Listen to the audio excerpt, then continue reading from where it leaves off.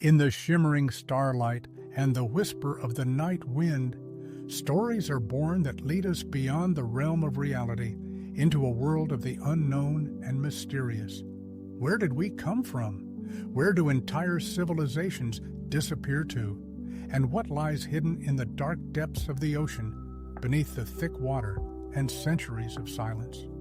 These questions, like echoes, have accompanied humanity throughout its history, compelling us to seek answers in the legends and myths of sunken continents.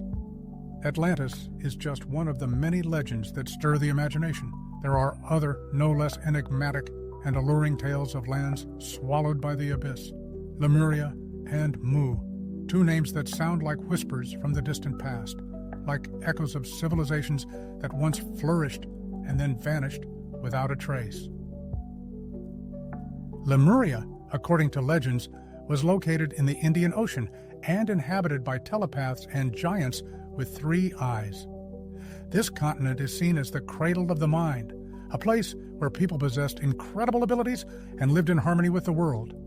Mu, in turn, is believed to be a land stretching across the Pacific Ocean. Here, according to legend, a highly developed spiritual civilization thrived, reaching unprecedented heights in the knowledge of itself and the universe. However, this land also met a tragic fate. It was swallowed by the waters of the ocean, leaving only memories and unanswered questions.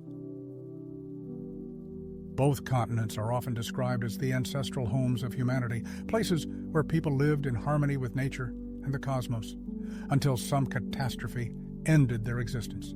What really happened to Lemuria and Mu? What secrets do the ocean depths hide? And is there any chance that one day these legends will take on real form? The answers to these questions may lie at the bottom of the ocean, waiting for their moment to be revealed to the world. Did these lands really exist, or are they merely reflections of an inner world filled with symbols and allegories? In search of an answer to this question, we embark on a fascinating journey through the prism of memories, myths, scientific discoveries, and boundless imagination. We will trace how the legends of Lemuria and Mu were born, how they intertwined with theosophical teachings, esoteric knowledge, and modern pop culture. And we will also consider what modern science has to say about this. We will proceed slowly, without prejudice or criticism, respecting both rational thinking and the flight of imagination. May this story be a soft carpet, lining our path along an imaginary shore in the rays of the setting sun. Somewhere in the distance, the sound of the ocean can be heard, and in its unexplored depths, perhaps, forgotten continents still rest, awaiting their hour. Chapter 1 of our narrative is dedicated to the birth of Lemuria, the starting point of which was not mythology, but science, or rather, what was considered scientific knowledge at that time.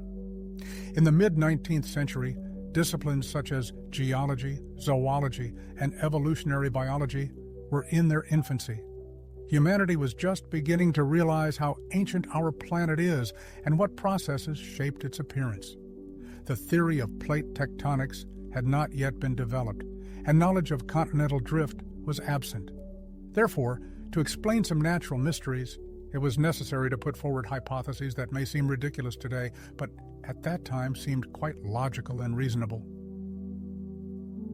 One of the long-standing puzzles for scientists was the strange distribution of lemurs, primates unique to Madagascar and some parts of Southeast Asia. Their complete absence in Africa and other parts of the world raised a legitimate question. How did these creatures end up in such an isolated position when vast oceanic expanses stretched between their ranges? In 1804, zoologist Philip Sclater proposed a bold explanation that overturned scientific ideas.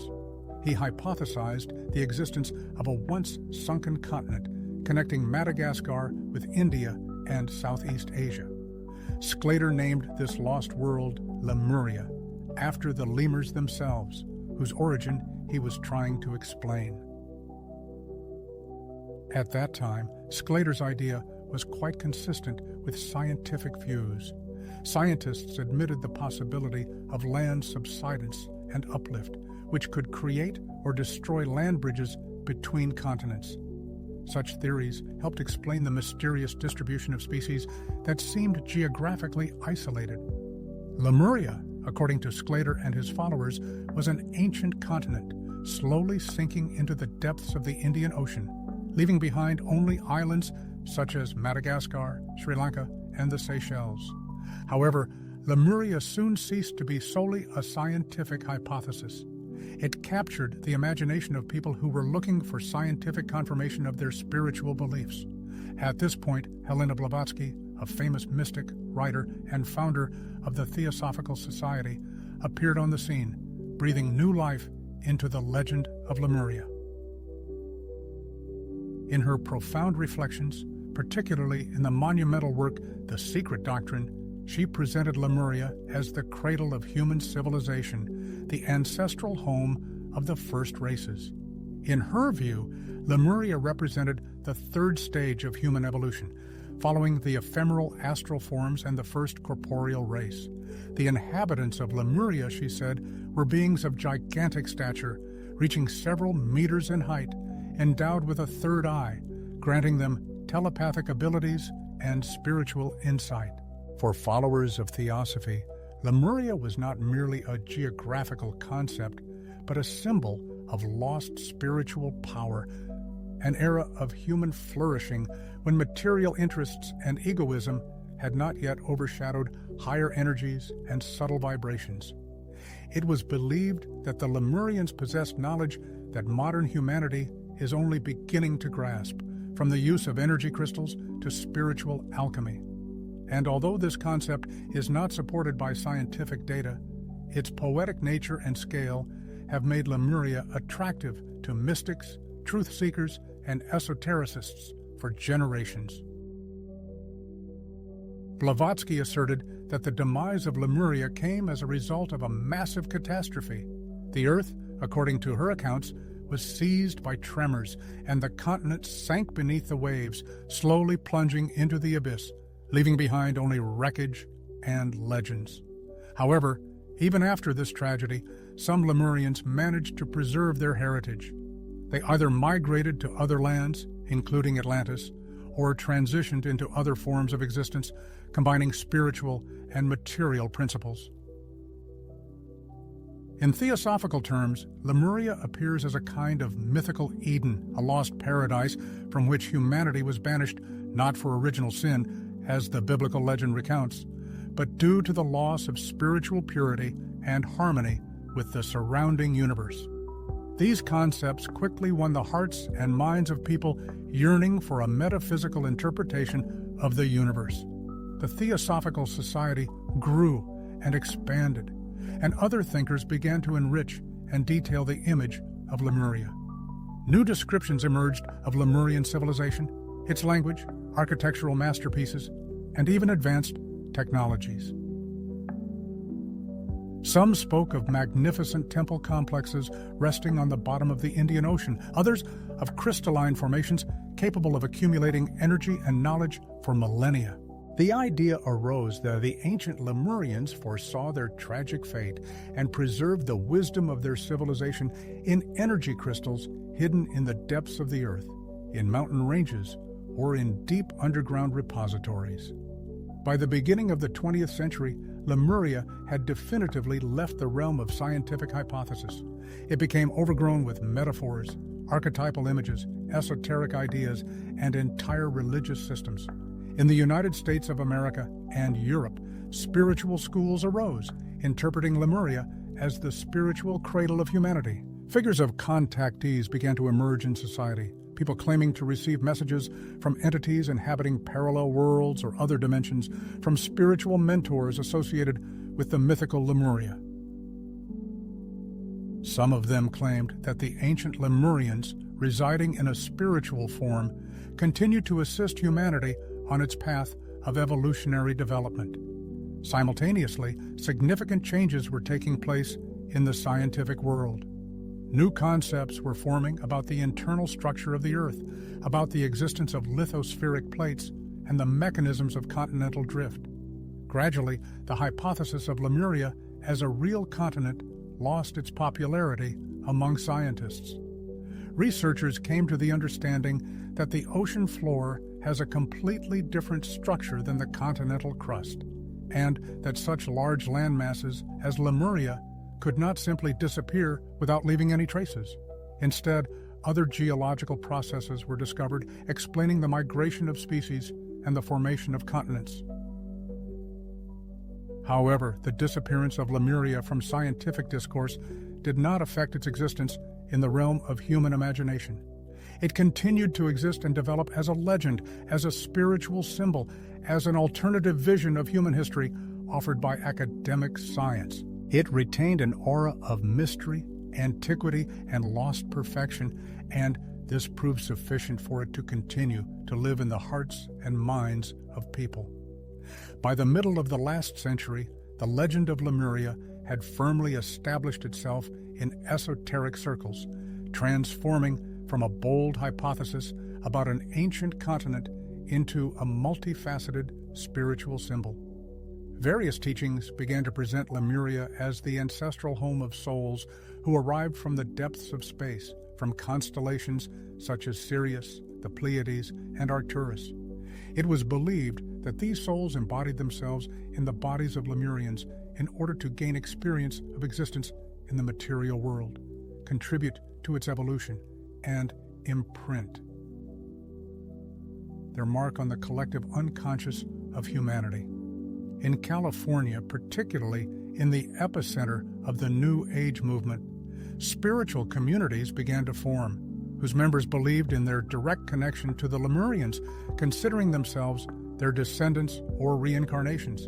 They devoted themselves to meditations, focusing on ancient symbols, used crystals as tools to awaken memories of past lives, and performed rituals to establish contact with the higher entities of Lemuria. Mount Shasta, located in Northern California, acquired special significance. It began to be seen as a portal to the underground city of Telos, where, according to some contactees, the surviving Lemurians still live. Telos was described as a thriving civilization based on the principles of love, the use of crystal energy, and the achievement of spiritual harmony. It is curious to observe how, in esoteric teachings, Lemuria has been transformed from a historical phenomenon into a prototype of the future. Adherents of these doctrines are convinced that humanity is on the threshold of a new stage of spiritual development, a return to a state reminiscent of the Lemurian era. This implies unity with the environment, the eradication of hostility, the development of telepathic abilities, and liberation from the burden of materialistic karma. In this context, Lemuria appears as a utopian dream of a world order where the spiritual principle dominates the material, and technological progress does not contradict the laws of nature, but harmoniously coexists with them.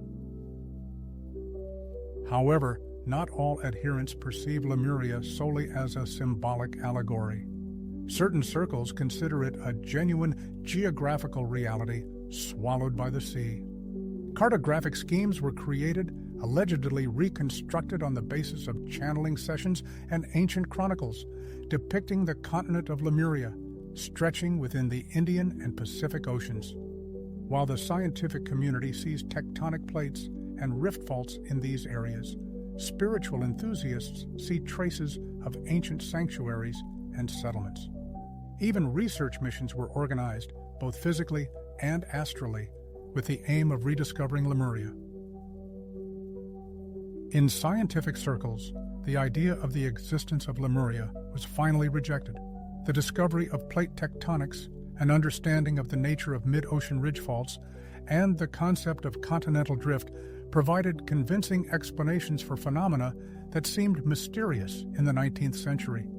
The distribution of lemurs and other biological species received a scientific explanation that did not require the hypothesis of sunken continents.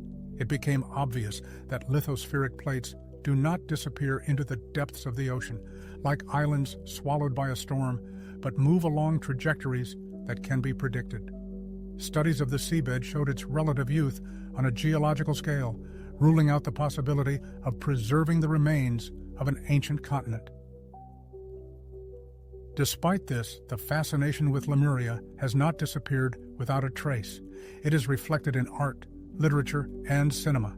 Themes of sunken worlds, ancient civilizations, and forgotten knowledge continue to serve as a source of inspiration for creators. Images arose of heroes making journeys into the bowels of the earth or into alternative realities, where traces of a bygone era are still preserved. Lemuria has become one of the symbols of esoteric romanticism, reflecting nostalgia for a lost ideal and the desire to reunite with something ancient, wise, and harmonious. Chapter 2 tells the story of the Lemurians, the legendary giants of bygone eras. If Lemuria, as the legends say, is a continent that has sunk into the ocean depths, then who inhabited this land? Theosophy and numerous esoteric teachings present the Lemurians as outlandish creatures, radically different from modern humans in almost all aspects. They were giants, surpassing us not only physically, but also spiritually. Their bodies were of impressive size, robust health, and longevity.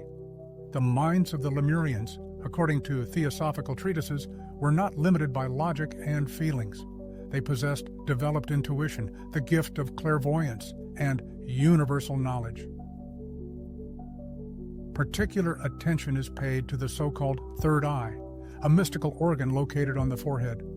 It was believed that in Lemurians, this organ was constantly active and served as a kind of energy center, allowing them to perceive the world not through vision, but through inner seeing.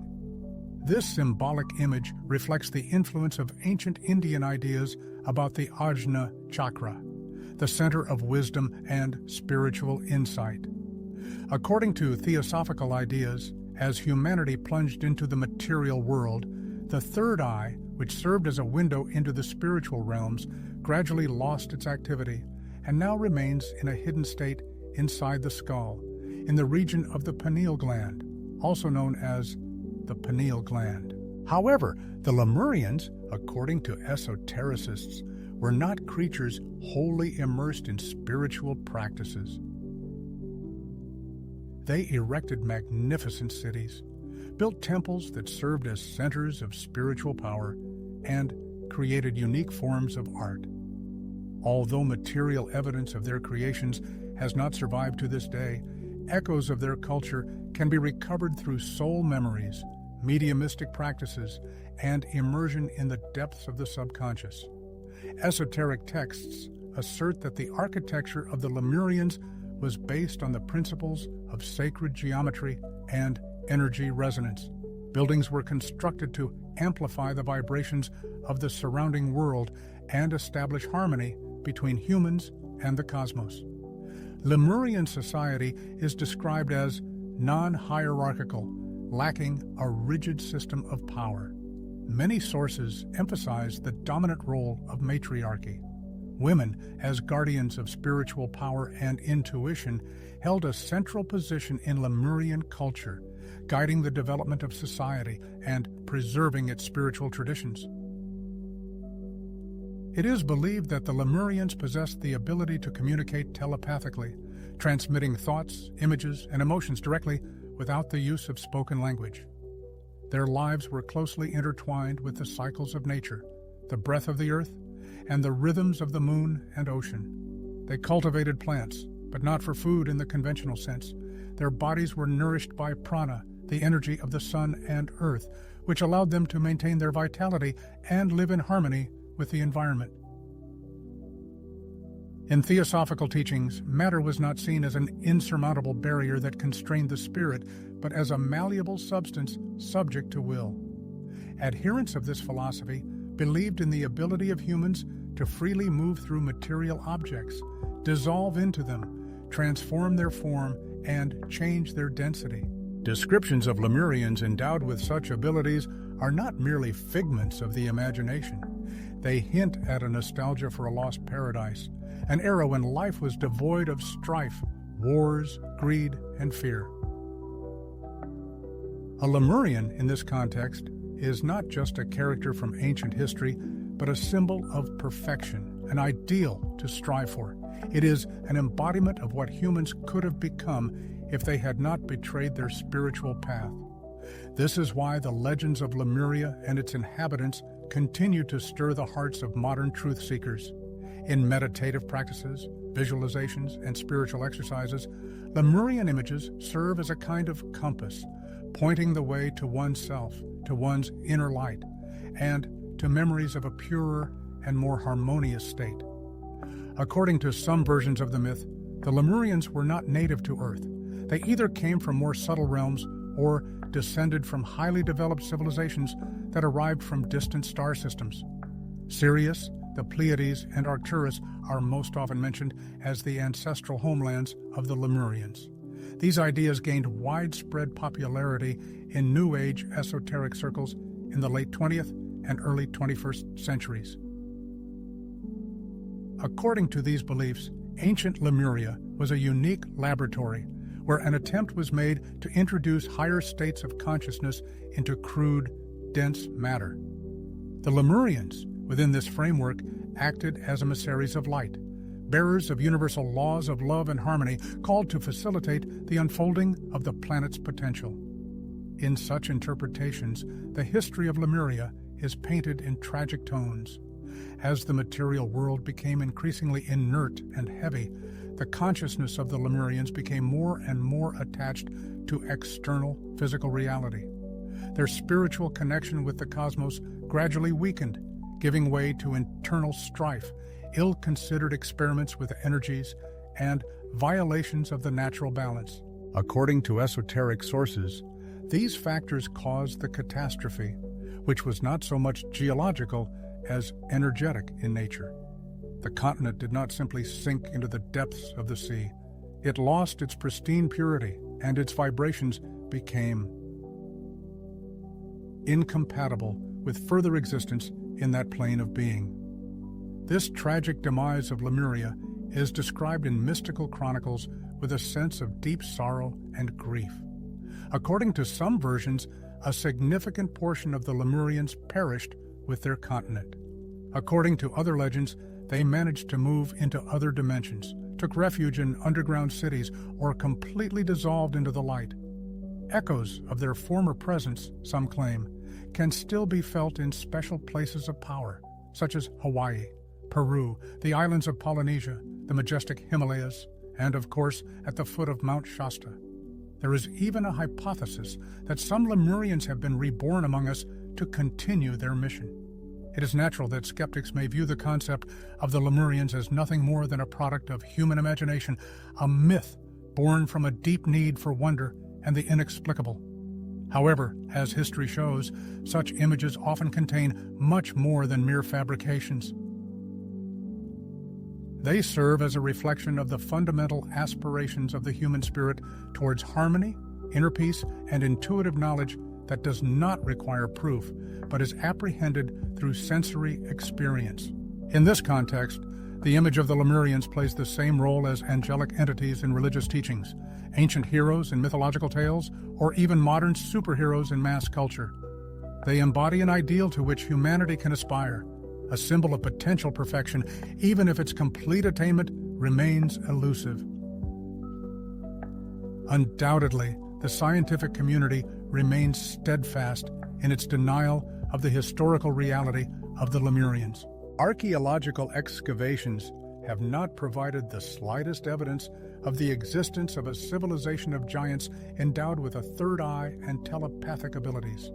Moreover, the very term Lemurian has no roots in the real history of mankind. It originated as a byproduct of a scientific theory about the distribution of lemurs and was subsequently adapted and reinterpreted in esoteric circles. Nevertheless, one cannot fail to recognize the remarkable resilience of this legend. It resonates deeply in the hearts of people from all walks of life and cultures, inspiring artists, writers, and esotericists. This testifies to the fact that despite the absence of scientific evidence, the idea of the Lemurians continues to stir the imagination and fuel the spiritual quests of many. Not only theosophical teachings and the New Age movement have served as a source of inspiration for the creation of the image of the Lemurians. This mythology has permeated mass culture in various ways, often not directly, but through images akin to ideas about ancient beings, lost civilizations, and esoteric knowledge.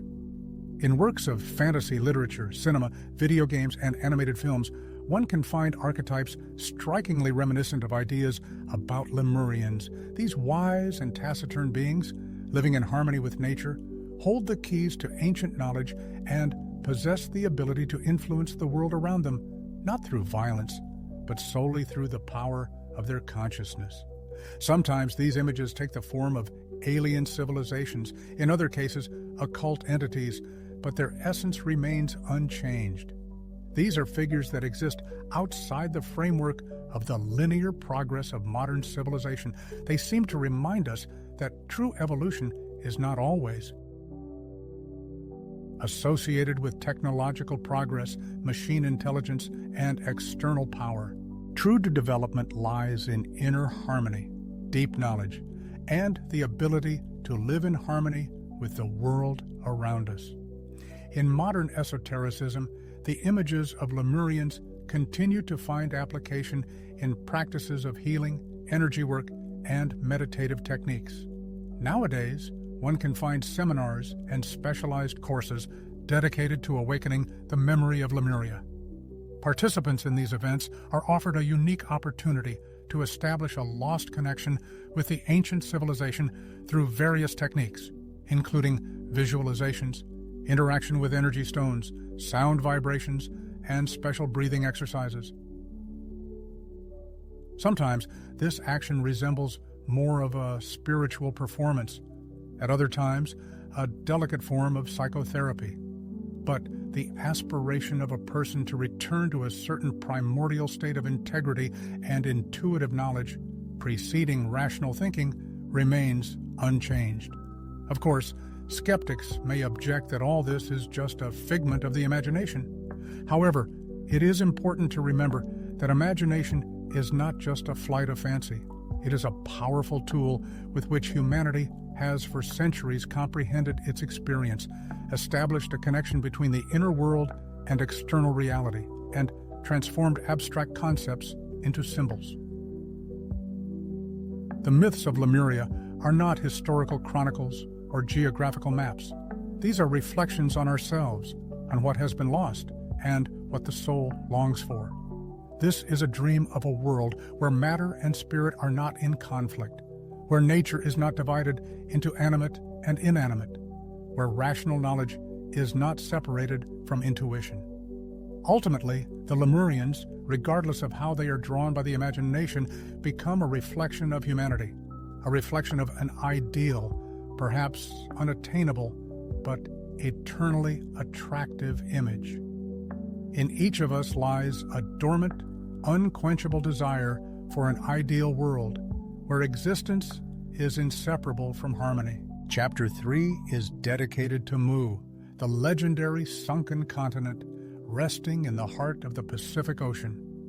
Unlike Lemuria, whose origin is associated with scientific inaccuracy, the myth of Mu originated exclusively in an esoteric environment. Neither zoologists nor geographers put forward hypotheses about its existence, and even theosophical teachings only mentioned it in passing at the dawn of their development. The name Mu came into wide use thanks to British Colonel James Churchward, an engineer keen on archaeology, and, in his own words, the keeper of an ancient secret revealed to him in distant lands of Asia. He claimed to have discovered traces of a once existing continent called Mu, a vast territory that in the distant past occupied a significant portion of the Pacific Ocean and served as the cradle of all human civilization. Churchward's narrative begins in India, where he claimed to have been trained by Brahmins and gained access to ancient stone tablets known as the Nakal tablets. These records, allegedly written in a proto-language predating all known languages, contained a description of the lost continent of Mu, a land of light, harmony, and great knowledge, wiped from the face of the earth in a terrible catastrophe. Later, Churchward claimed to have found additional confirmation of this information in the temples of Central America and on the islands of Oceania, emphasizing the global nature of the tragedy that befell the ancient civilization. In his view, Mu became not just the spiritual homeland of humanity, but also a specific geographical point on the map.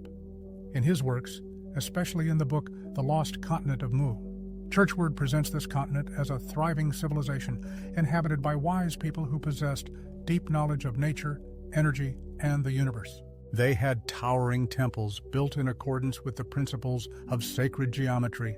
Canals connected major cities, and vast fields were cultivated without the use of machines.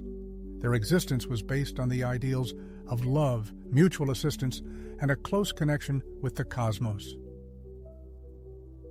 Churchward claimed that Mu was suddenly destroyed, swallowed by the sea in a terrible earthquake caused by a disturbance in the balance of nature on the planet.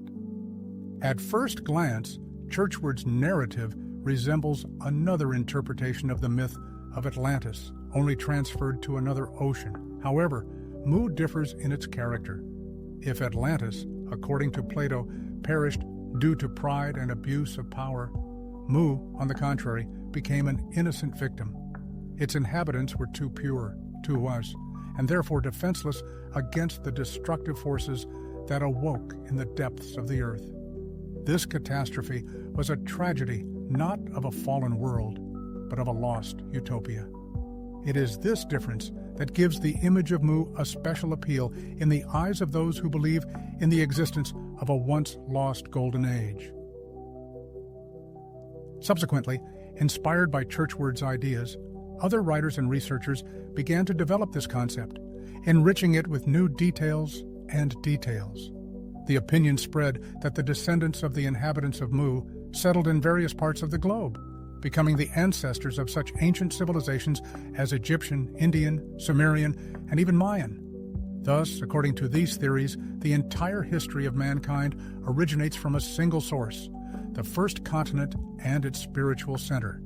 Hence the attempts to identify linguistic and architectural similarities between cultures that are separated by oceans and millennia of history.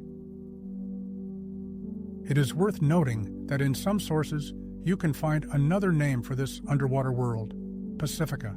This name, formed from the name of the Pacific Ocean, Pacific, was used as a poetic or esoteric designation of the same land of Mu.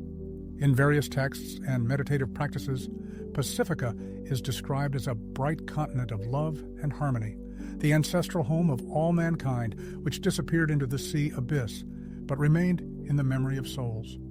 Although this name has not received such wide fame as Mu, it is found in the works of modern authors seeking to combine esoteric ideas with an ecological and humanistic worldview. In support of the hypothesis about the existence of the ancient civilization of Mu, its adherents often pointed to the majestic megalithic monuments scattered throughout the islands of the Pacific Ocean. As striking examples, the mysterious stone platforms and structures of Nanmadol, the monumental statues of Easter Island, as well as the ruins found on the Marquesas Islands and the Tuamotu archipelago were considered. Researchers supporting this theory claim that all these artifacts are material evidence of the former greatness of the Mu culture, surviving after its tragic death. However, archaeological science offers a more restrained interpretation, linking these structures with the development of local cultures, which were formed independently of each other and in different historical periods. According to archaeologists, unique architectural solutions could be the result of the ingenious adaptation of ancient builders to the conditions of isolation and limited available resources. Nevertheless, for those who believed in the reality of Mu, these ancient buildings seemed not just piles of stones, but rather encrypted messages, symbols of the former greatness and power of the disappeared civilization. The amazing similarity of architectural forms, repeating motifs in ornaments, precise orientation to the stars, all these details, according to enthusiasts, indicated their common origin and connection with the Mu culture. Thus, a romantic picture emerged. the civilization of Mu fell victim to a cataclysm, but its wisdom and knowledge spread throughout the planet thanks to surviving descendants, traces of culture, and secret knowledge carefully preserved in the myths and rituals of various peoples. At the dawn of the 20th century, the idea of the ancient civilization of Mu began to penetrate theosophical and occult communities, especially in the United States of America, where it was perceived as a natural extension of theories about Lemuria and Atlantis. As a result, the concept of three ancestral homelands of humanity arose: Mu, Lemuria, and Atlantis, each of which was characterized by its unique era, level of vibration, and spiritual mission. According to these ideas, Mu symbolized original purity and closeness to the divine source.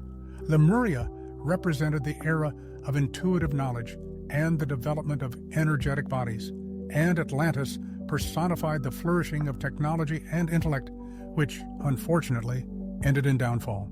This division into three stages made it possible to create a comprehensive cosmogonic system in which the history of humanity was seen not as a random set of events, but as a purposeful movement of spirit through the material world. At the same time, in esoteric circles, ideas about Lemurians were developing, uniting two traditions. They began to be seen as highly developed entities that had achieved almost complete unity with subtle bodies.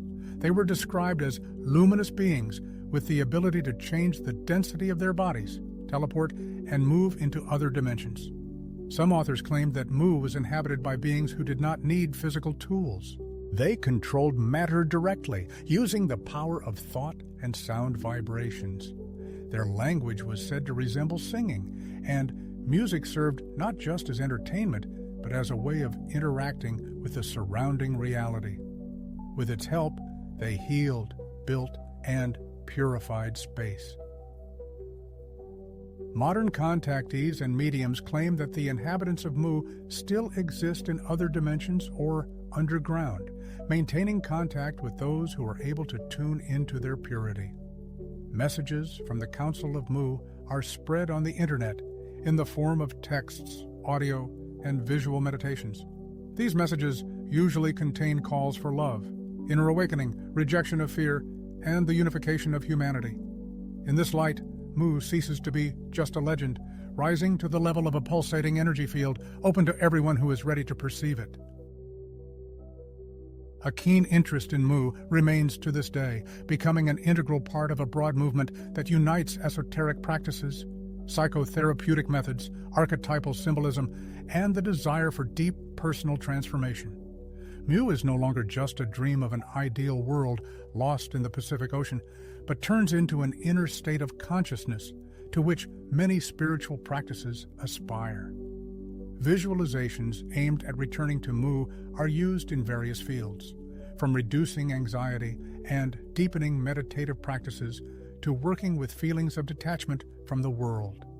The very image of this lost world, where harmony and unity once reigned, has become a significant element of collective myth-making, especially in an era when disturbing news, climate crises, and social fragmentation have become commonplace.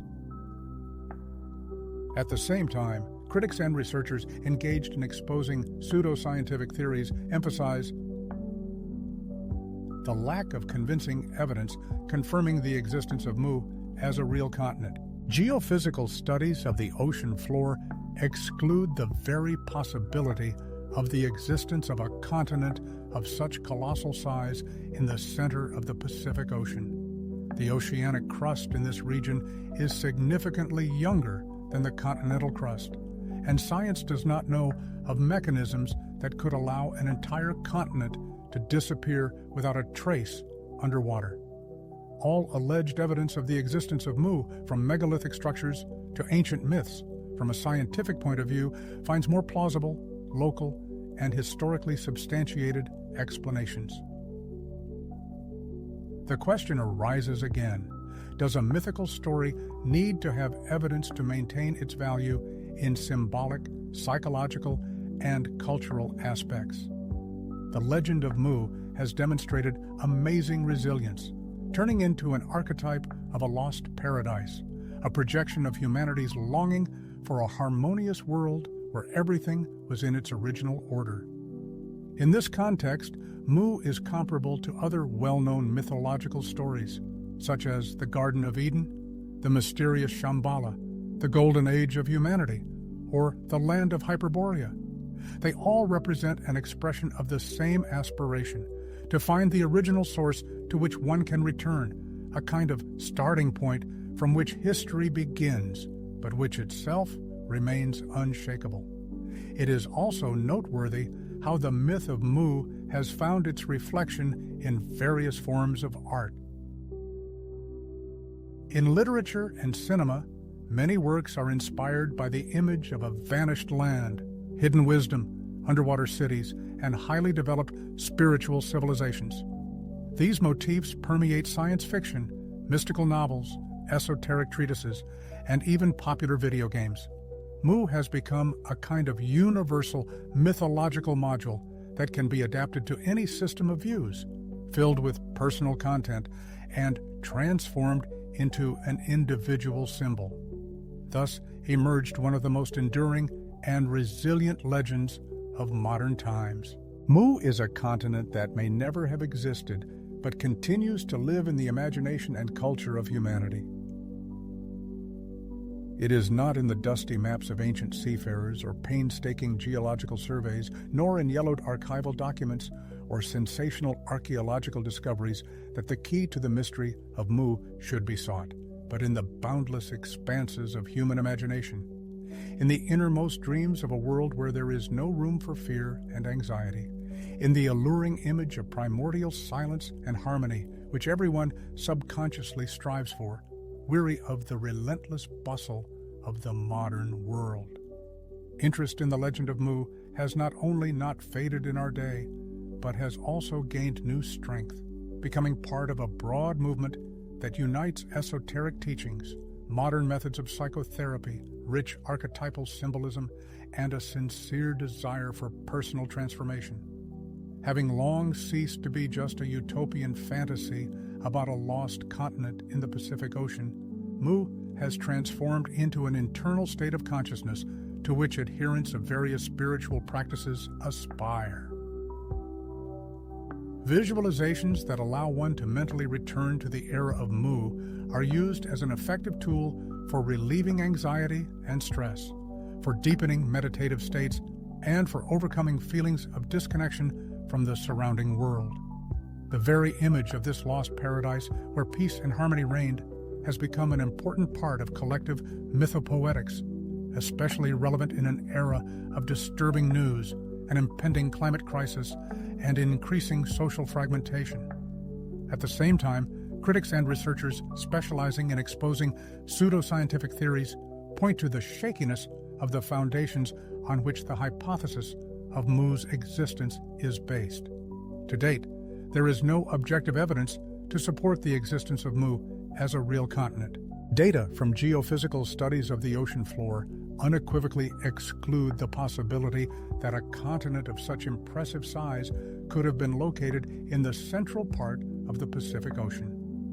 The oceanic crust in this region is significantly younger than the continental crust, and there are no geological mechanisms known to science that could allow an entire continent to disappear without a trace into the abyss. All alleged traces of Mu, from mysterious megalithic structures to ancient myths and legends, from a scientific point of view, have more realistic, local, and historically substantiated explanations. Again, a logical question arises. Does a myth need to have proof of its reality in order to maintain its significance in the spheres of symbolism, psychology, and culture? The story of Mu demonstrates amazing resilience. It represents an archetype of a lost paradise, embodying humanity's longing for an ideal world where all elements are in harmony and order. In this context, Mu can be compared with other well-known mythological concepts, such as Eden, Shambhala, the Golden Age, or the Land of Hyperborea. All of them are a manifestation of a single aspiration, to find the original source to which one can return, a kind of reference point from which history begins, but which itself remains unshakable. It is interesting to note how the image of Mu has found its reflection in various forms of art. In literature and cinema, there are many works inspired by the idea of a sunken land, holding ancient wisdom, mysterious underwater cities, and developed spiritual civilizations.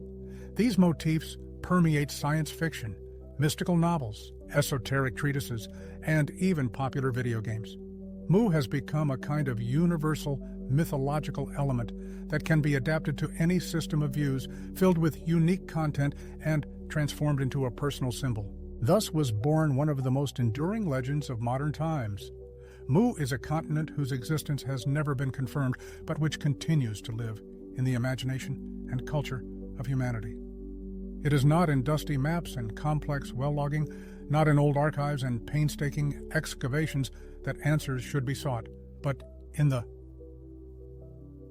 boundless human imagination.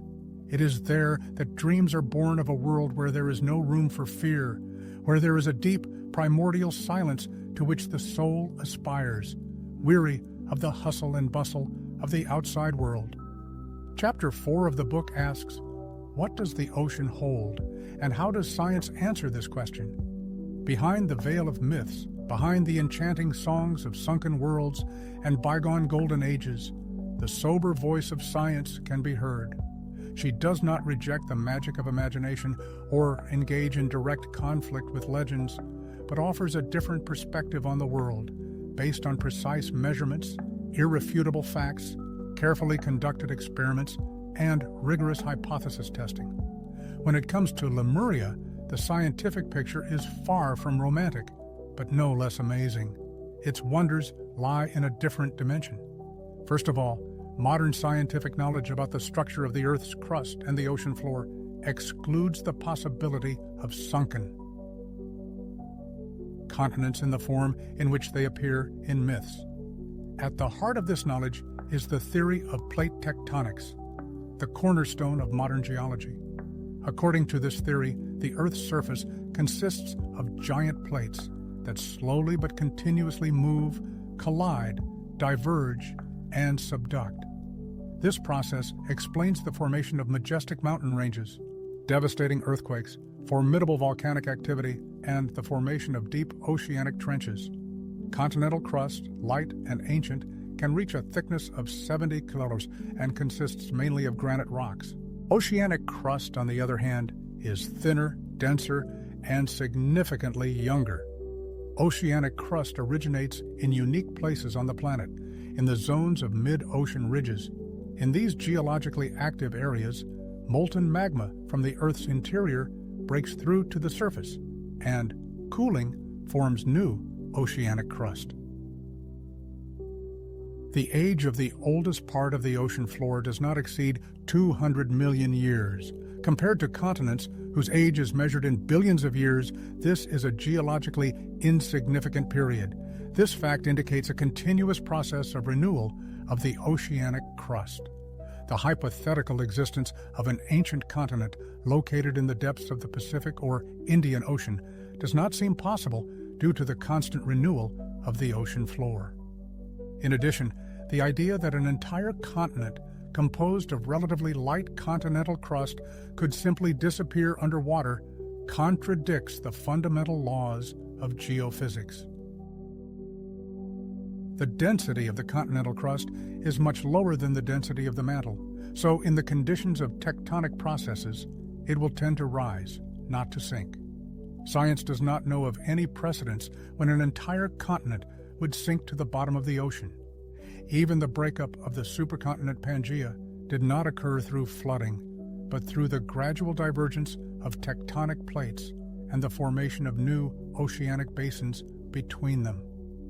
As for the mysterious megalithic structures found in the Pacific Ocean, or the strange lines in Antarctica, which some researchers associate with traces of ancient civilizations, science offers rational explanations for these phenomena. The vast majority of artifacts that arouse interest among researchers and the general public are explained either by natural phenomena or are the legacy of cultures that existed in reality. As an example, we can cite Nan Madol, a unique archipelago consisting of artificially created islands, in the construction of which massive basalt blocks were used. Archaeological research allows us to attribute the emergence of this complex to the 10th century AD, linking it to the activities of the Sodelur dynasty. The construction of Nan Madol is undoubtedly an outstanding achievement of engineering thought, but there is no need to resort to hypotheses about the existence of lost civilizations to explain its origin. Nevertheless, despite the rational approach of the scientific community, the concept of lands submerged underwater is not solely a product of fantasy. There are regions on our planet that can rightly be called sunken, although their scale and characteristics differ significantly from the ideas about mythical continents such as Lemuria or Mu. One of the most illustrative examples is Zealandia, a vast area of continental crust, a significant part of which is located under the ocean. This geological formation, which includes New Zealand, can indeed be considered as a kind of almost submerged microcontinent. However, it should be emphasized that Zealandia was never a full-fledged continent on which a developed civilization could exist. At least to date, no archaeological evidence has been found to support such a hypothesis. Moreover, its submersion occurred in the distant past, long before Homo sapiens appeared on Earth. As another example, we can cite Doggerland, a vast territory that, during the last ice age, connected the British Isles with continental Europe. This land actually existed and went under the waves of the North Sea about 10,000 years ago, when the sea level rose due to the melting of glaciers. At the bottom of the sea, scientists discover the remains of ancient trees, traces of human activity, and stone tools. However, even in this case, we are not talking about a mythical utopia, but about the harsh realities of prehistoric life. Thus, the submerged lands are not fiction, but they are far from the romantic notions of highly developed civilizations that perished as a result of a cataclysm.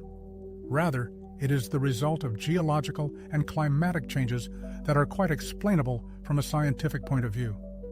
And if people once lived in these places, they did not live in luxurious palaces made of crystal, nor did they communicate with each other through telepathy. They hunted, gathered edible plants, and struggled to survive in a constantly changing world. As for the mysterious underwater structures, such as the alleged pyramids found off the coast of Japan, Yonaguni, or Mexico, their origin is still a matter of heated debate. Some of them may indeed be of artificial origin, but more often than not, they turn out to be the result of natural erosion, tectonic processes, and optical illusions. Nature is capable of creating amazing shapes out of stone, resembling steps, platforms, and even walls. And this is no less striking than assumptions about ancient builders, but at the same time has much more evidence. Science is not engaged in refuting myths as such. Its goal is to search for explanations that can be verified and confirmed. In the scientific community, the aesthetic qualities of hypotheses are not valued, but their ability to be reproduced in experiments and proven with facts.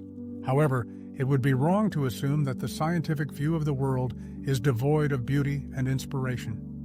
Modern geological, oceanological, and paleontological studies reveal to mankind pictures that surpass any myths and legends in their grandeur and drama. Imagine millions of years of continuous movement of continents, the disappearance of ancient seas, the formation of new mountain systems, underwater volcanic eruptions, giant rift valleys, and unique ecosystems thriving in complete darkness at depths measured in kilometers. Modern technologies for exploring the seabed allow scientists to observe these processes with incredible detail. Echo sounding methods, underwater vehicles, and satellite systems provide data for creating maps of the oceanic relief with an accuracy of up to a meter. Despite this, a thorough study of the deep sea has not revealed any traces of sunken megacities, ancient roads, or majestic temples on the bottom of the Pacific or Indian Oceans, as legends tell. Instead, science has revealed a striking wealth of geological processes, huge underwater mountain ranges, faults in the Earth's crust stretching for thousands of kilometers, deep-sea depressions where eternal darkness and colossal pressure reign.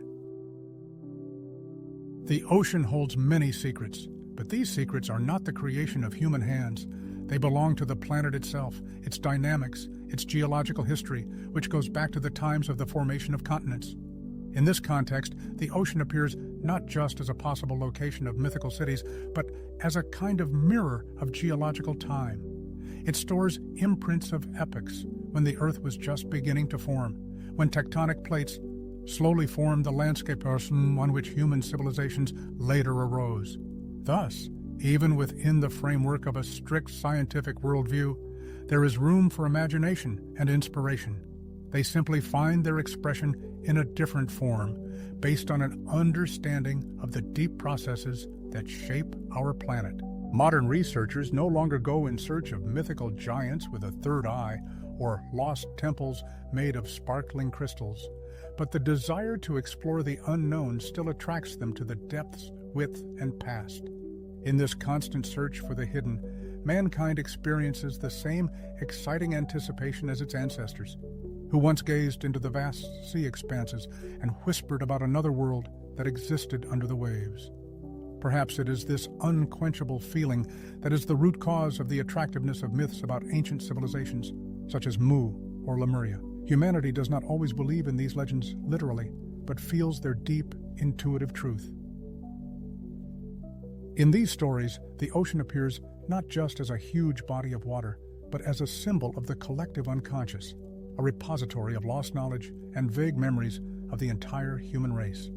Science, on the other hand, does not refute these legends, but is their unique continuation, another facet. Ultimately, both the research scientist, the mystic, and the poet ask the same fundamental question: what are the origins of mankind, and what remains in the distant past? In the vast treasury of human culture, there are myths that fade over time, are lost in the whirlpool of history, and become the domain of narrow specialists and collectors of rarities. However, there are other myths that are surprisingly tenacious and stubborn, as if permanently woven into the very fabric of human existence. The myth of the lost land undoubtedly belongs to this category. Its roots delve deep into antiquity, while its branches extend far into the future. It requires no proof and is independent of historical context. This myth is invariably repeated in various cultures, in different languages, and in different forms, but each time it resonates with renewed force and relevance. Lemuria and Mu are merely new names in this ancient and magnificent chorus. The most well-known prototype of the lost land is the legendary Atlantis. Plato recounts it in his dialogues Timaeus and Critias, describing a powerful state located beyond the Pillars of Hercules, possessing immense wealth and having reached a high level of development, but ultimately destroyed in a single day and night by a terrible earthquake. For millennia, the enigmatic image of Atlantis has transformed, appearing sometimes as an allegory depicting political decline, sometimes as a symbol of secret, now lost knowledge, and sometimes as a coveted object for tireless archaeological research. However, Plato's description of Atlantis is far from the only example of such a myth.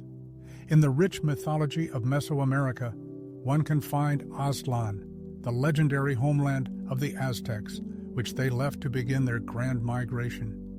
Ancient Chinese legends tell of the once prosperous kingdom of Shangdi, now swallowed by the sea. Hindu Puranas preserve the memory of the majestic city of Dwarka, ruthlessly destroyed by the sea after Krishna's departure.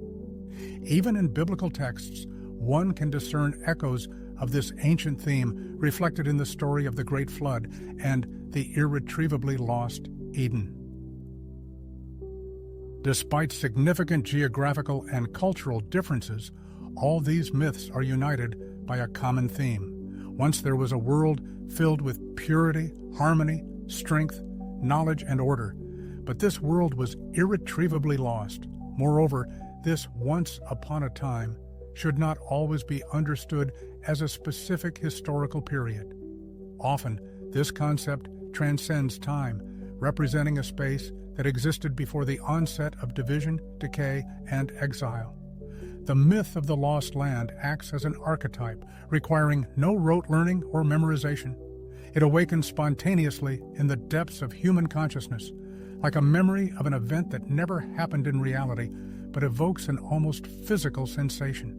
That is why, regardless of education level, beliefs, or religious affiliation, a person encountering stories of Lemuria or Mu does not question the existence of evidence, but rather pauses in thought, as if hearing an echo of something long forgotten, but extremely important. From a psychological perspective, the archetype of the sunken land expresses a deep, often unconscious desire to restore lost wholeness. In various cultures around the world, nostalgia for a bygone era of childhood finds its expression in unique forms, but its underlying essence remains unchanged. A person feels detached from harmony with nature, from genuine closeness with others, and even from themselves, longing for a distant past when life seemed simpler, more sincere, and more soulful.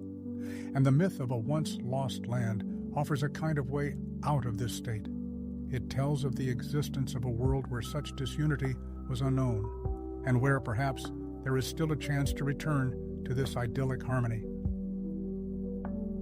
In this context, the legends of Lemuria and Mu appear not just as exotic variations of the myth of Atlantis, but also as independent manifestations of the same deep human pain. While the image of Atlantis in cultural memory is often associated with the tragic fall of civilization caused by pride, abuse of power, and moral decay, the myths of Mu and Lemuria tend towards the image of a lost paradise. These are not just vanished civilizations, but almost ideal worlds that were destroyed not as punishment for sins, but against all odds, by tragic accident. The inhabitants of these lands are not presented as sinners who suffered deserved retribution, but rather as innocent victims of a cosmic catastrophe, not a moral fall. This is what gives the myths of Mu and Lemuria a special poignancy. They contain less guilt and more compassion, which makes them closer to the cherished dream of harmony. That is why the ideas of Lemuria and Mu are filled with such deep poetry, awakening in people's hearts a bright nostalgia for a lost paradise.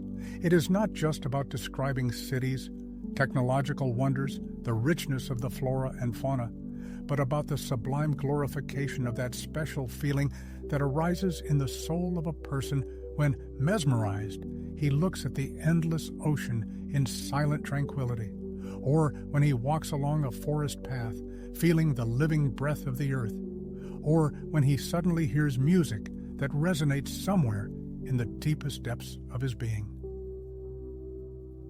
This is a universal prototype of not only historical loss, but also existential alienation from a once unified whole. Jungian psychology views such images as archetypal structures of the collective unconscious. According to Jung's teachings, they arise spontaneously in culture and in the individual consciousness of every person, and always possess a dual nature. They are both deeply personal and universally human. The myth of the ancient lands of Mu and Lemuria may be just a beautiful fantasy, or it may be a dream of the soul, vaguely recalling its inseparable unity with nature. It may well be a kind of reaction to modern urbanized, digital life, detached from living reality, an intuitive protest against a disunited world. Modern interpretations of these ancient myths are increasingly intertwined with humanity's ecological consciousness. Lemuria appears as an image of the world before the ecological catastrophe, as a time when humans had not yet separated themselves from nature, while Mu becomes a symbol of the indestructible earth, its harmonious state before the tragic intervention of civilization. Humanity is gripped by a thirst for a primal future, a dream of returning not to stone caves, but to the original harmony of the soul, where high technology and wild nature do not conflict, but form a single whole. This alluring image finds a lively response in art, architectural projects, design solutions, and even in pedagogical methods. And here, paradoxically, the mythical Lemuria and Mu become a reality, albeit not in the form of sunken continents, but as powerful cultural symbols. Lemuria and Mu are not just echoes of legends about lands that existed only in the imagination, but a vivid expression of longing for lost inner harmony. They turn into symbols of wholeness, which modern humans feel is irretrievably lost. The image of this lost paradise is, in essence, a reflection of the lost self, that state of soul when a person lived in harmony with themselves, with the people around them, with nature, and with that incomprehensible beginning that many call higher intelligence. That is why the journey to Lemuria is often described not as a geographical expedition, but as a spiritual pilgrimage, as an inner awakening, as finding the true self, not fragmented into parts, not bound by social roles, masks, and functions. Psychotherapists working with deep images will confirm the power of these archetypes. Working with them opens the way to those hidden corners of the psyche that are inaccessible to rational analysis. People who immerse themselves in visualizations, meditative practices, or regressive sessions dedicated to Lemuria often share experiences of the deepest peace taking hold of them, a feeling of triumphant return to their native home, and dissolving into an immense unity that transcends their individual self. Even if such visions are only a figment of the imagination, their impact on reality is undeniable. They help reduce anxiety, strengthen inner resilience, and find a clear course in life. This is the secret of the unfading vitality of the myth of Lemuria. It does not need strict factual confirmation, since its true value lies in its symbolic meaning. It affects not rational thinking, but the sphere of feelings, intuition, and imagination. In this aspect, it is no different from the most archaic forms of spirituality, rooted in the depths of centuries. After all, in the sacred texts of the Vedas, in shamanic legends, and in folktales around the world, there is invariably a motif of lost paradise, exile, dispersion, and although not always, still a desired return. Is the question of the real existence of Mu, or Lemuria, legitimate? From the point of view of strict scientific disciplines, such as geophysics and archaeology, the answer will be negative. However, if we consider them as an integral part of the inner topography of humanity, the answer becomes affirmative. These are lands where no human has ever set foot in the physical sense, but through which they tirelessly travel in their dreams. These are shores not marked on geographical maps, but painfully familiar to every heart. These are not geographical coordinates, but states of the soul, not dry facts, but vivid images. Ultimately, even memory is not just a statement of facts, but a palette of feelings. And longing is not strict proof, but a very tangible reality. That is why every time we hear the words Lemuria or Atlantis, something resonates deep within our being, something nameless but deeply rooted. And we do not rush to ask questions. We only pause for a moment in silence and listen. Whether it is the sound of rushing waves or the whisper of an ancient world that has not disappeared without a trace, but has only gone deep into our inner self. Lemuria and Mu, once excluded from scientific atlases and geographical treatises, have not sunk into oblivion. They have been transformed, moving into a different plane of existence. Today, they reside in the realm of culture, symbols, and virtual reality, becoming an integral part of modern mythology, seamlessly blending with notions of extraterrestrial civilizations, the wisdom of yogis, the ideals of the environmental movement, and science fiction. Their images can be found in books, films, meditative practices, online discussions, computer games, and even architectural designs. Lemuria and Mu hold a special place in the New Age movement, a global spiritual current of the late 20th and early 21st centuries that seeks to synthesize esoteric knowledge, psychological concepts, ancient traditions, and modern mindfulness techniques. In this context, Mu and Lemuria cease to be mere hypothetical territories, transforming into energetic states, symbols of elevated vibrations, harmonious frequencies, and spiritual enlightenment. There are meditative practices with names like activating Lemurian memory or return to Mu, the voice of the sunken land. Their purpose is not so much to convey information as to awaken feelings, subtle and ephemeral, like dreams on the verge of waking and reverie. In the modern world, there are many spiritual schools and individual gurus who claim to be connected to the consciousness of the ancient Lemurian civilization, or to receive direct messages from the sages of legendary Mu. These messages are typically characterized by an elevated style, abundant with words that carry a positive charge: love, light, all acceptance, reunification, spiritual kinship. They are perceived as inspired proclamations of the coming era, in which humanity must cast off the shackles of fear and return to a state of innocent faith in the surrounding world, like children. Notably, the term Lemuria in such texts often loses its geographical reference, transforming into a symbol of a particular worldview: harmony, tranquility, unity with oneself and the surrounding nature. In addition, so-called Lemurian crystals have appeared in the esoteric goods market, a unique type of quartz that, according to adherents, possesses a special structure that stores ancient knowledge.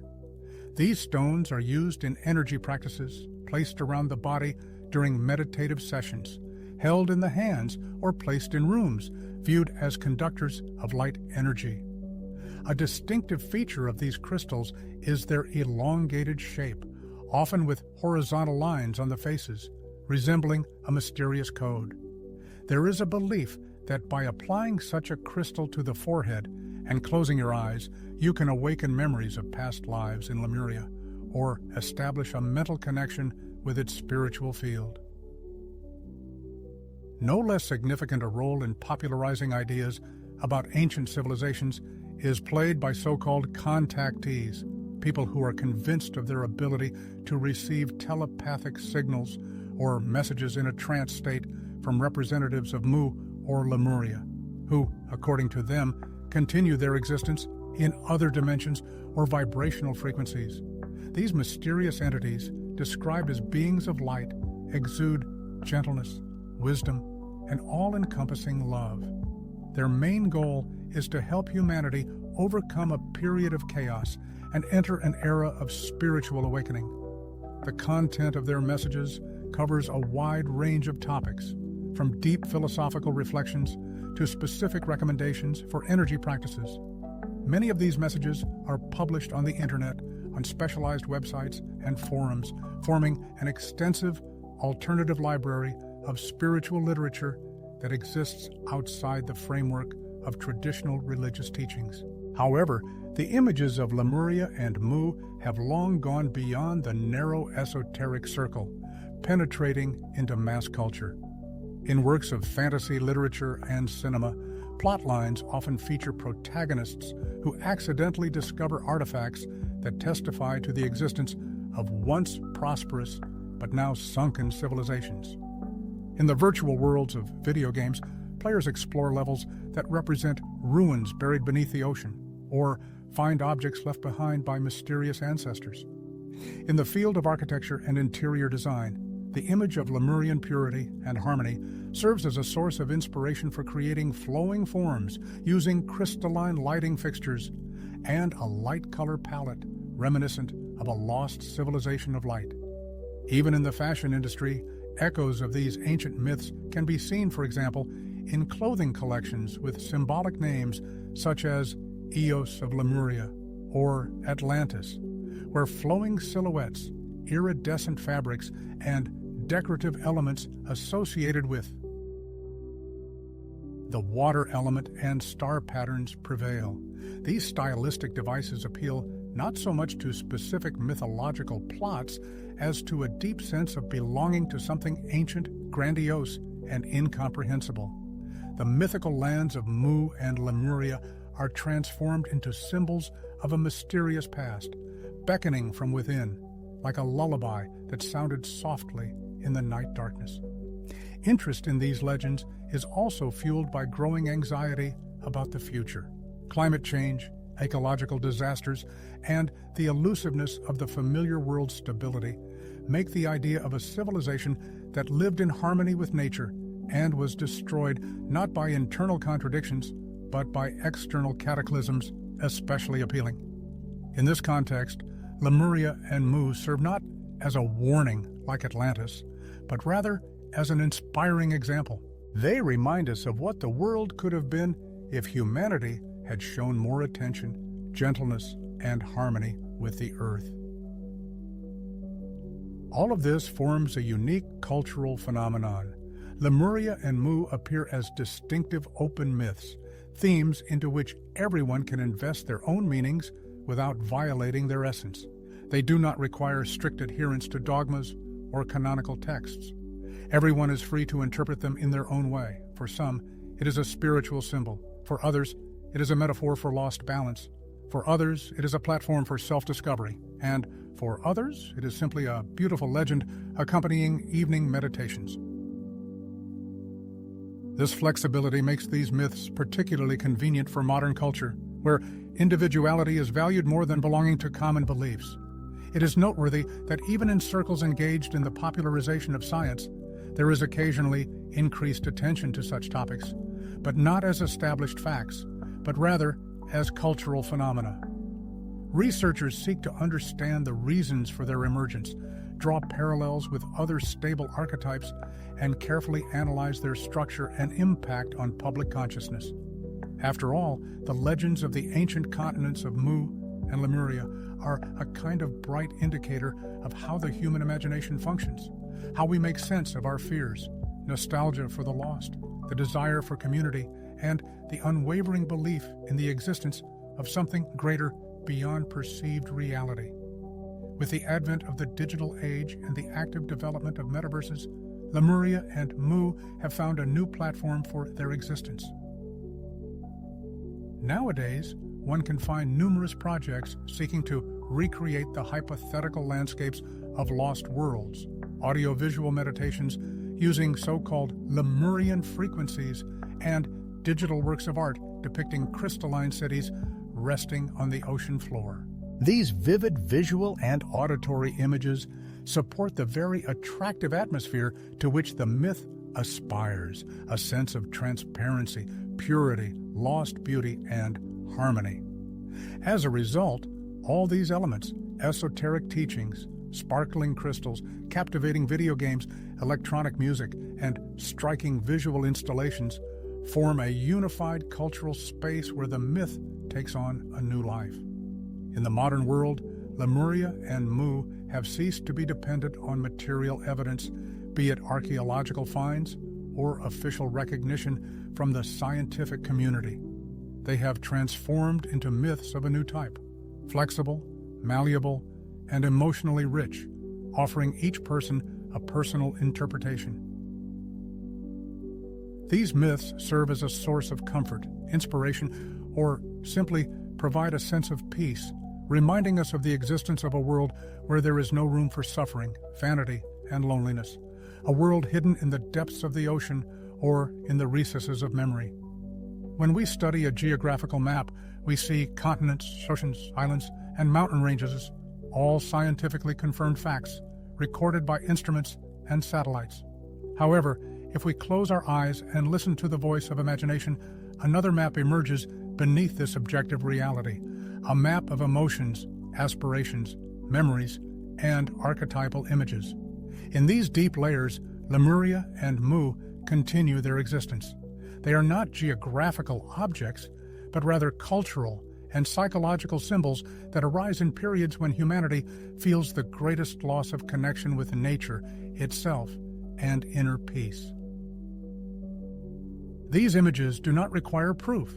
They do not need to be sought among stones, on the seabed, or in genetic codes. They live in our dreams, in what we long for and in what we strive for, often unconsciously. The myth of the lost land is a universal phenomenon, not belonging to a specific people or belief.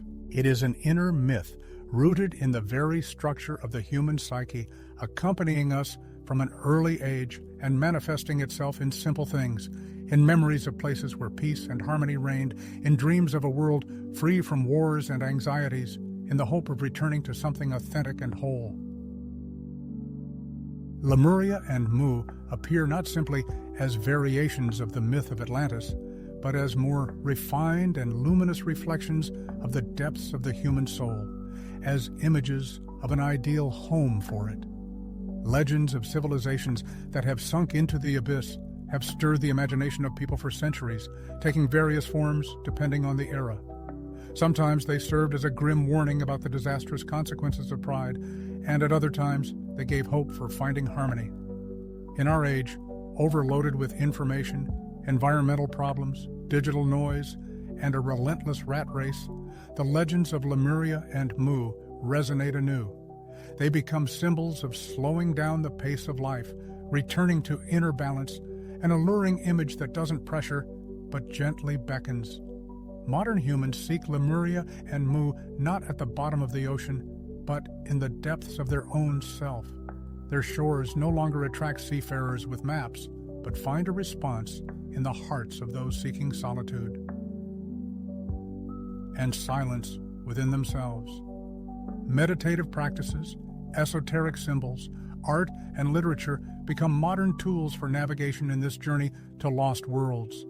It's not about conquering new horizons, but about returning to the origins of wisdom, to those deep sensations that have always lived within us, but have been drowned out by the hustle and bustle. Perhaps that is why the legends of Lemuria and Mu are so attractive to those seeking refuge from the chaos of the modern world. These mythical lands are transformed into oases of tranquility, both in personal perception and in the cultural context. There is no place for rationality here. Sensuality reigns supreme. No proof is required. Intuition is enough. Instead of arguments, attentive listening. This shift in emphasis from the external to the internal, from facts to symbols, from logic to metaphor, is what keeps these myths alive. For some, Lemuria is just a beautiful fairy tale, sweetening dreams. For another, a hazy memory of past lives or a glimpse of intuitive insight.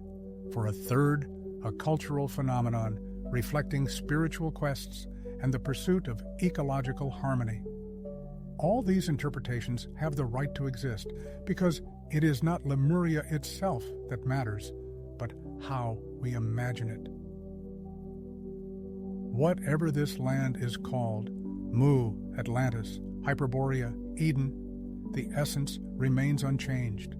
It is a metaphorical embodiment of the lost paradise to which we subconsciously strive to return. There are no maps or signs on the way to this return. It does not depend on time or space. It begins the moment a question is born in the soul. What if this is not fiction, but an echo of memory? And in response comes not an affirmation, not proof, but silence. That same silence that sometimes arises within us when the noise of the outside world subsides.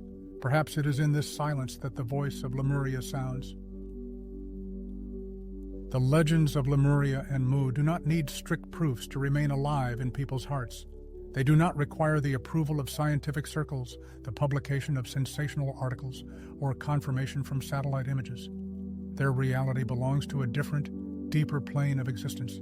This is a reality woven from symbols, deep meanings, and inner experiences, from that special form of truth that cannot be measured by instruments, but which is felt by every cell of the soul. It's like the scent of childhood, suddenly resurrected in memory, or like the play of sunlight on the water's surface at sunset, or like the inexplicable feeling of recognizing a place where you've never been before.